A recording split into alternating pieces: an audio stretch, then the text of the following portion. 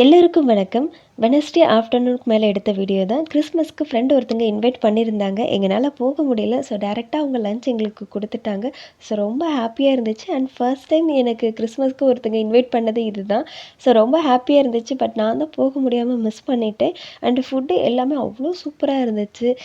Mutton biryani, fish fry, இறால் gravy, sweet, chicken gravy எல்லாமே அவ்வளோ சூப்பராக இருந்துச்சு. வயிறு ஃபுல்லாக சாப்பிட்டு நல்லா ரெஸ்ட் எடுத்துட்டோம். ஹஸ்பண்ட் எல்லாருக்குமே லீவு அப்படிங்கிறதுனால அந்த டேவே எங்களுக்கு ரொம்ப ஜாலியாக இருந்துச்சு. ஸோ குக்கிங் ஒர்க் மெயினாக இல்லை. ஸோ அதனாலே எனக்கு நல்லா அந்த டே போயிடுச்சு.